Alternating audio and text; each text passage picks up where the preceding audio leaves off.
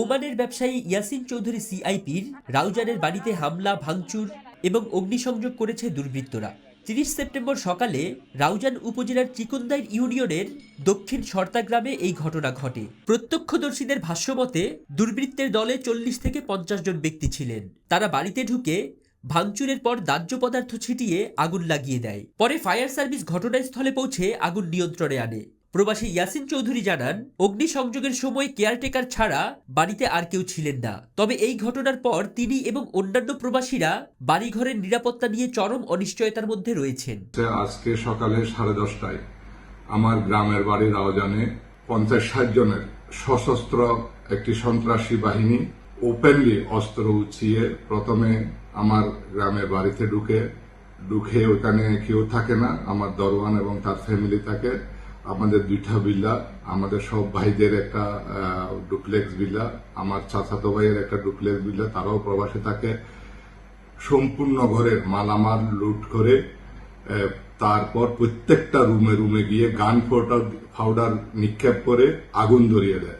Fire সার্ভিসের লোকজন এসে তারা হিমশিম খেয়েছে অনেকক্ষণ ধরে আগুন নেভানোর জন্য, এবং স্থানীয় আমাদের রাউজান উপজেলার ওসি সাহেব এটি ভিজিট করেছেন। আমি বিষয়টি বলতে চাই, আপনারা অনেকে আমাকে চিনেন, আমাদের পুরো ওয়ার্ল্ডে যে সিআইপিরা আছে, প্রবাসীদের শীর্ষ সংগঠন ওয়ার্ল্ড এনআরবি সিআইপি অ্যাসোসিয়েশনের সাধারণ সম্পাদক হিসাবে আমি দায়িত্ব পালন করে যাচ্ছি। এ প্রসঙ্গে বিস্তারিত জেনে পরবর্তী পদক্ষেপ নেওয়ার আশ্বাস দিয়েছেন চট্টগ্রামের পুলিশ সুপার রায়হান উদ্দিন খান। তবে প্রবাসীর বাড়িঘরে একের পর এক হামলার ঘটনায় বিদেশের কমিউনিটিগুলোই উদ্বেগ বাড়ছে।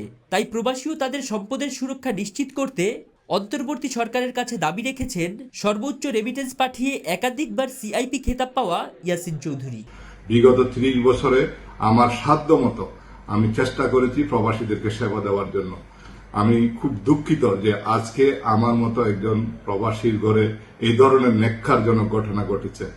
রাউজানে নয়, শুধু পুরো বাংলাদেশে প্রবাসীদের উপর এভাবে অত্যাচার চলতেছে। তাহলে আজকে প্রবাসীদের নিরাপত্তা কোথায়?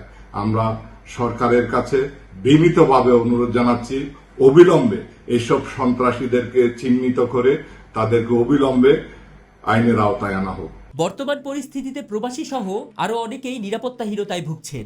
তারা তাদের যান ও মালের নিরাপত্তার ব্যাপারে সন্দিহান। সংশ্লিষ্টরা বর্তমান সরকারের কাছে নিজেদের পরিবার ও সম্পদের নিরাপত্তার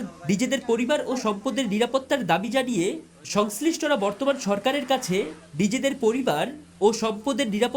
জানিয়েছেন বলে জানা গেছে।